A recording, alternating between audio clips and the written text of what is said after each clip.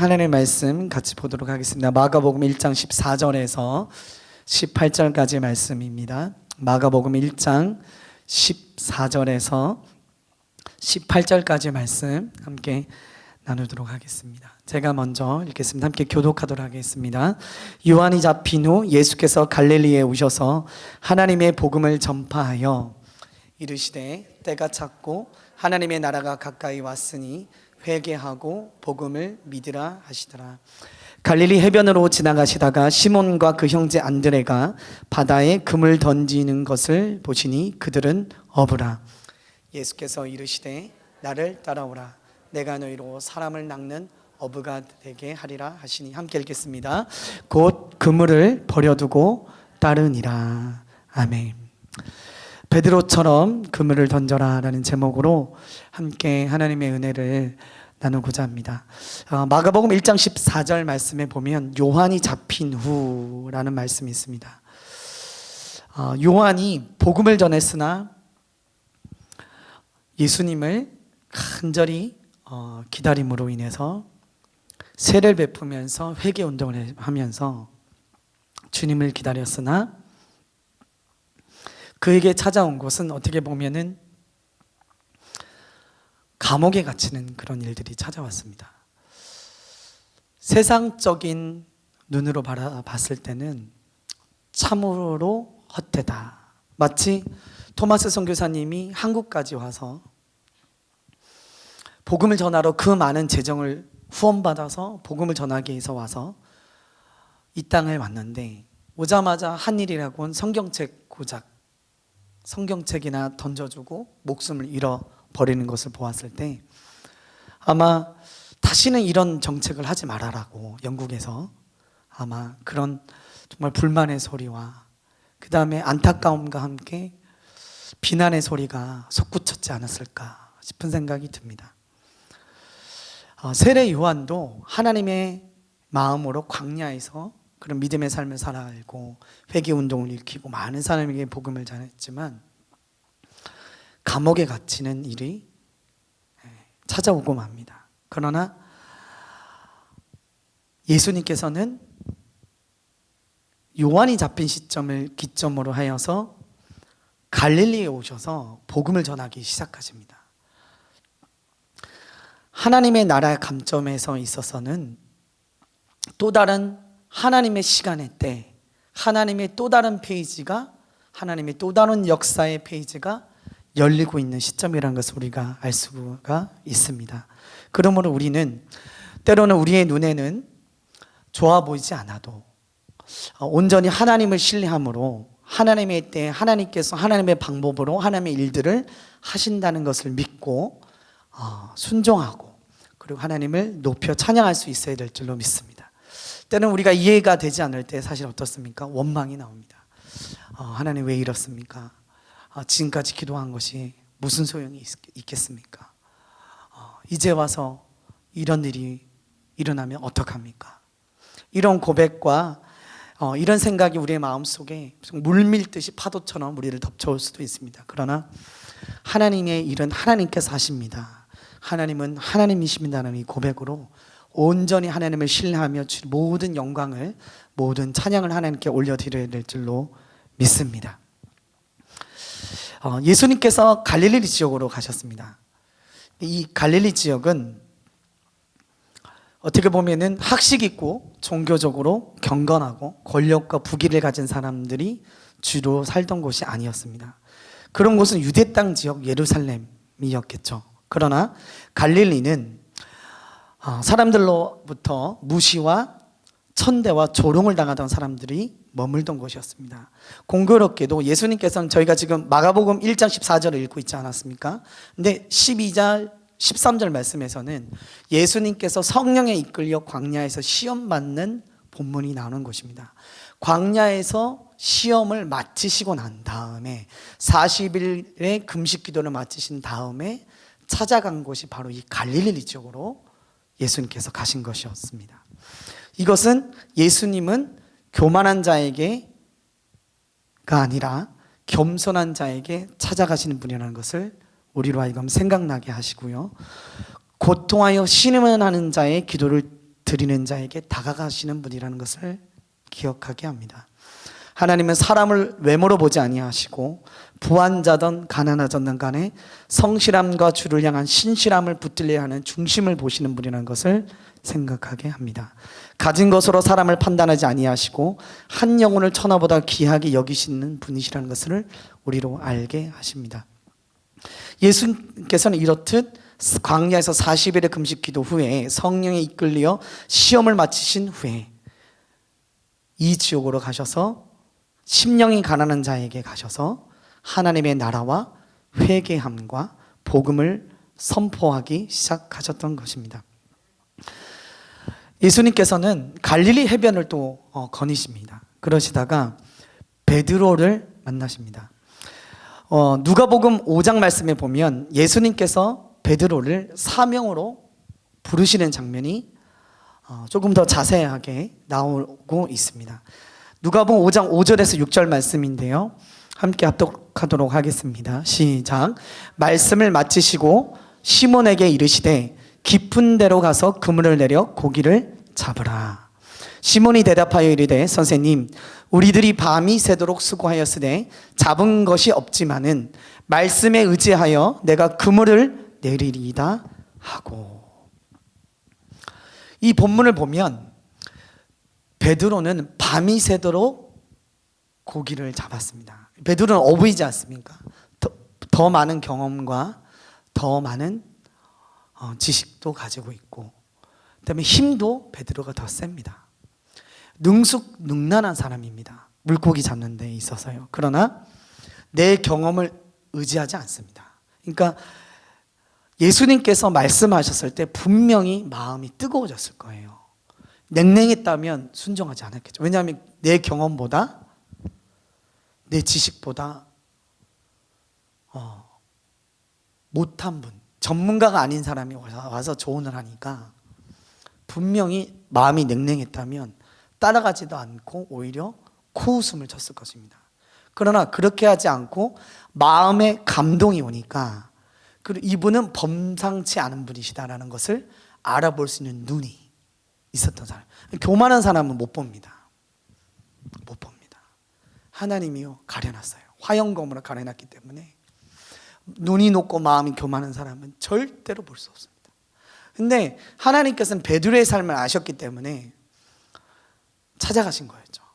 그리고 베드로가 예수님께서 말씀하시자 예수님이 범상치 않은 분이란 분을 알아볼 수 있는 눈이 있었고, 마음이 겸손했고, 마음에 감동이 하면 순종할 수 있는 훈련이 되어 있는 사람이었어요.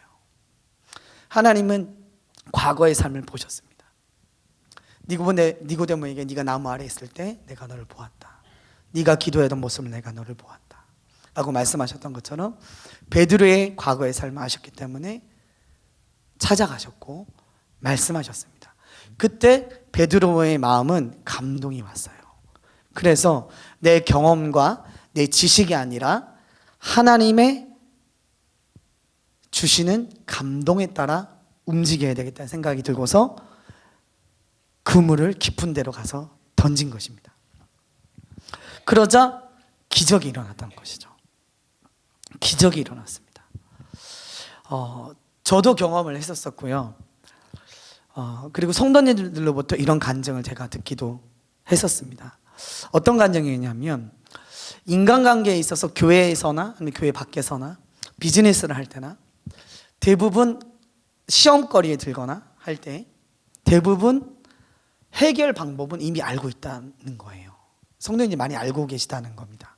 그러나 내 마음에 찾아오는 이 심적 고통과 용서하지 못함과 불합리함에 수긍하지 못하는 정서적이고 영적인 고통으로 인해서 많은 분들이 괴로워하는 경우가 많다는 겁니다. 그러나 목회자가 찾아가거나 사랑의 마음으로 중보자들이 함께 찾아가서 교우들이나 때로는 아내가 조언을 하거나 해줄 때 사랑의 마음으로 이야기를 들어주고 함께 진심의 마음을 모아서 기도해 줄 때, 기도해 주고 나서 사랑의 마음으로 권고해 줄 때, 이것을 시도할 때 놀랍게도 그 방법이 완벽하지 않아도, 어설프더라도, 효율적이지 않은 방법이라고 해도 하나님을 의지함으로 공고해 주시는 그 말씀을 붙잡고, 하나님의 말씀이라면 그것을 붙잡고 순종하며 나갈 때 내 마음에 치료가 일어나더라는 거예요. 변화가 일어나고 놀라운 역사가 일어난다는 것입니다. 이것은 마치 베드로의 사건과 같다는 생각이 듭니다. 새벽에 기도합시다. 이 방법 누가 모르겠습니까? 용서해야 합니다. 이것을 누가 모르겠습니까? 그러나 이제는 이것이 내 경험이 아니라, 내 지식이 아니라 주님께서 주신 말씀이라는 감동이 올 때, 말씀을 의지함으로 깊은 데로 가서 그물을 던질 때 하나님께서 그 믿음 위에 그 믿음을 사용하셔서 하나님께서 역사하시는 줄로 믿습니다. 잠언서 3장 5절로 6절 말씀에도 너는 마음을 다하여 여호와를 신뢰하고 내 명철을 의지하지 말라. 너는 범사의 그를 인정하라. 그리하면 내 길을 지도하시리라 라고 말씀합니다. 이럴 때 한 번은 저는 그런 적이 있었던 것 같아요. 제 아들이요, 나무 작대기를 가져와서 저한테 주더라고요. 주면서 아빠 이거는 모세의 지팡이니까 두려워하지 말고 앞으로 나가. 그리고 저 탁 던져주고 놀러 가버리는 거예요. 근데 제 마음이 되게 뜨겁더라고요. 그러니까 어린아이의 입에서 나오는 말이라고 할지라도 지금 하나님이 저 아이를 통해서 하나님 내게 말씀하시는구나. 내 마음이 이렇게 뜨거운 걸 보니까 하나님이 나보고 두려워하지 말고 담대함을 가지고 앞을 향해 나아가라고 말씀하고 계시구나 싶어서요, 순종했습니다. 아들한테 순종한 건 아니지만 하나님께서 이 어린아이를 통해서라도 내게 이렇게 용기를 주고 계시구나 싶어서 두려웠던 마음을 빨리 버렸습니다. 버려야지. 두려워하지 말자. 담대함을 가지자. 하나님이 역사하십니다. 하나님 나를 도우십니다. 하나님이 나와 함께 하십니다. 이 고백을 하면서 앞으로 나갔더니 제가 완벽한 방법은 아니었지만, 어설펐지만 하나님께서 제 마음에 담대함을 주셔서 길을 열어주시더라고요. 이것이 베드로의 역사라고 저는 생각이 듭니다. 말씀을 보면서 경험은 내 경험이 아니라, 내 지식도 아니라 하나님의 말씀을 의지하며 나갈 때 그 하나님께서 각자의 주시는 방법대로 하나님께서 뜨겁게 역사해 주실 줄로 믿습니다. 이렇듯 우리는 내 경험과 내 지식이 아니라 하나님의 말씀이라면 실패했던 그 자리라도 말씀을 의지하여 순종하는 이 순종에 익숙해져가는 우리의 삶이 되어야 될 줄로 믿습니다. 출애굽 광야에서 출애굽 1세대와 2세대가 받았던 훈련이 있습니다. 그것은 이사하는 훈련을 받았어요. 이사하는 훈련입니다. 구름이 성막 위로 이렇게 떠오르면 이제 백성들이 했던 일이 있습니다. 40년 동안 어떤 일이냐면 이삿짐을 막 싸는 거예요. 이삿짐을 싸서 이사를 해야 됩니다. 그리고 구름이 다시 가다가도 멈췄으면은, 그리고 성막 이렇게 멈췄으면 성막도 멈추고요. 성막이 있는데 다시 구름이 이렇게 내려가면 이제 이삿짐을 막 푸는 겁니다. 근데 이삿짐을 싸고 이삿짐을 풀고 했던 이 훈련이요 40년 동안 있었는데요, 40여 차례 이상, 42번이었던가요? 40여 차례 이상 이삿짐 싸고 이삿짐 풀고 하는 훈련을 했던 겁니다. 근데 이게 별거 아닌 것 같지만 이 속에 놀라운 하나님의 은혜와 영적인 비밀이 있는 줄로 믿습니다. 첫 번째로는 하나님의 임재를 따라서 살아가게 하셨던 거죠. 임재가 있는 곳을 향하여 나아가고, 임재가 머무는 곳에 내 인생의 결정을 하고, 임재가 있는 곳에 멈추는 것입니다. 그리고는 하나님의 명령에 따라서 살아가는 삶이 익숙해지기 시작했던 것이죠. 하나님의 임재가 있는 자리에 찾아오는 것이 익숙해지는 삶, 수요 예배 오는 것이 익숙해지는 삶, 금요 차례 예배 가운데 가는 것이 익숙해지고, 새벽 예배 나아가는 것이 익숙해지고, 주일 예배 드리는 것이, 주일 성수하는 것이 익숙해지고, 정말 이런 삶으로 익숙해지는 삶으로 나가고 있다면 우리 성도님들은 지금 잘 가고 계시는 줄로 믿습니다. 그리고 성경을 펴는 것이 익숙해지는 삶, 나를 조롱하며 비웃는 사람을 위하여 축복해주고 중보해주고 용서하고 하나님으로 하여금 그 사람을 위하여 복을 비는 삶이 익숙해지는 삶, 이것이 축복인 줄로 믿습니다. 이런 이제 이 훈련이 하나님께 순종하는 삶이 익숙해지는 삶을 살아가다 보면은 하나님께서 이제 영적 전쟁이 시작됩니다. 그러니까 신앙생활 할 때 편안하기만 하면요, 싸움이 없으면요, 한번 점검해 보셔야 됩니다. 드라마에 푹 빠져 살고 그냥 교회 오는 게 걸림이 없어요. 그냥 잠깐 왔다, 내 인생 이제 걸림돌이죠. 왜냐하면 놀지 못하게 하는 걸림돌. 의무적으로 가긴 가야 되니까, 헌금도 하긴 해야 되고 예배도 드리긴 드려야 되고 하니까 잠깐 발 담갔다가 살짝 빼고 다시 또 놀아야 되니까 이제 잠깐 다시 놀기 위해서 잠깐 들리는 이제 그런 곳이 되는 거죠. 그러다 보면요, 신앙생활 할 때요, 거리낌이 없습니다. 장애물이 없습니다. 세상에 빠져서 사탄도 건들 게 없는 거죠. 안 건드려도 되는 거죠. 안 건드려도. 봉사하다가도 기분 나쁘면 확 그냥 집어던지고 때려치고 이제 나와 버리는 겁니다. 내 속이 굉장히 편해요. 왜냐하면 해야 될 말 안 할 말 다 하고 사니까요. 너는 이게 문제다 저게 문제다 막 하다 보면 속이 후련하고 속이 편안하면, 봉사할 때도 속이 후련합니다.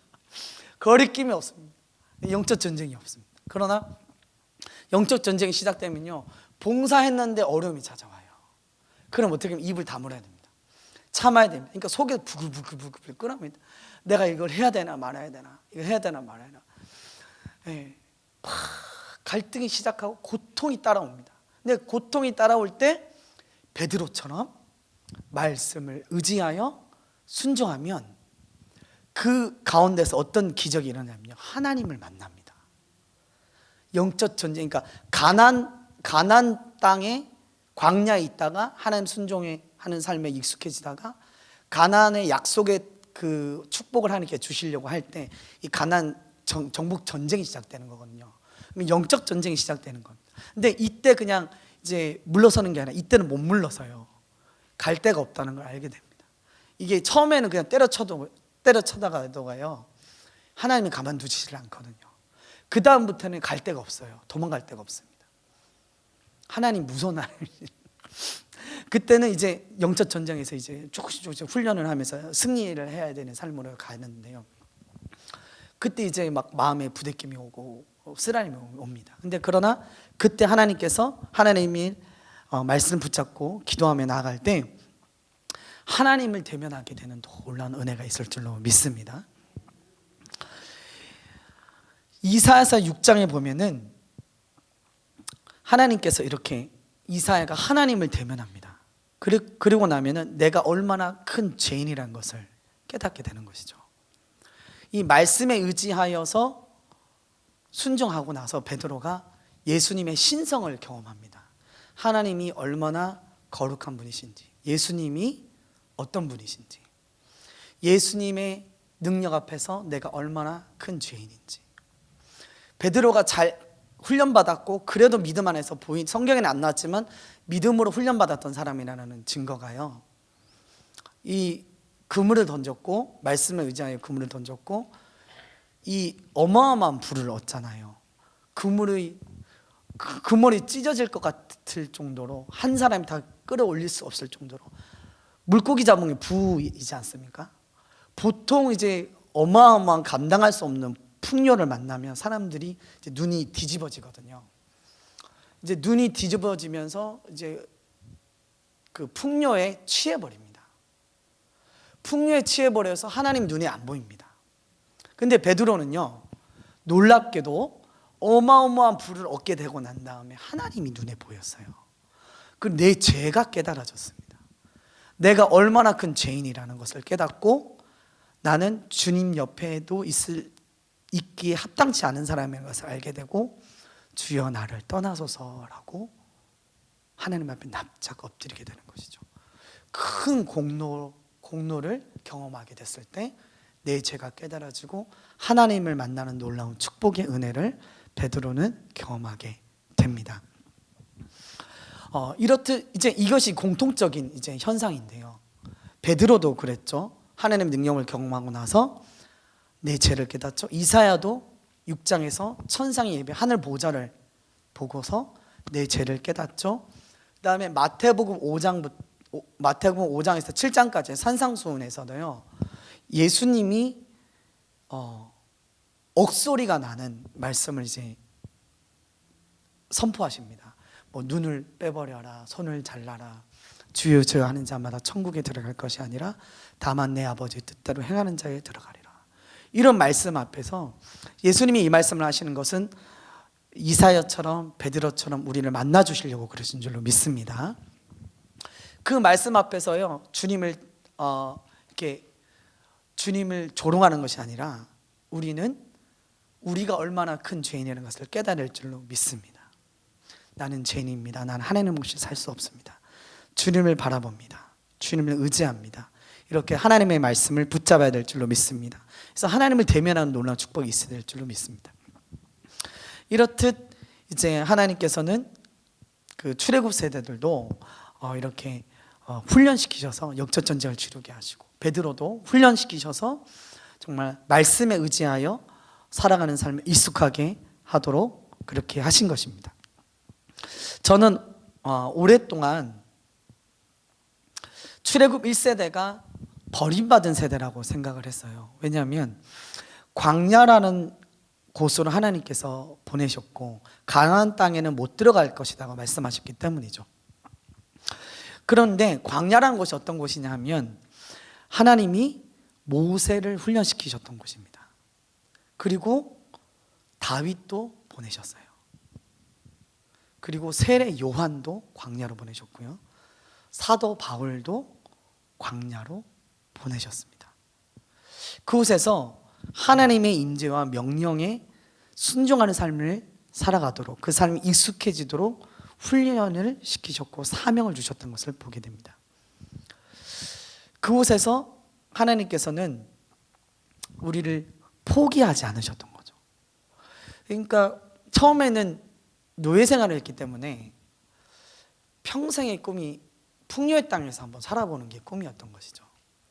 그러나 풍요의 꿈과 영적인 축복의 꿈을 같이 주셔서 이렇게 가시다가 이 끝끝내 풍요의 꿈을 넘어서 하나님 중심의 삶을 살았어야 되는데 그런 삶을 살지 못하게 되자 하나님께서는 이 풍요의 꿈을 완전히 걷어가 버리셨어요.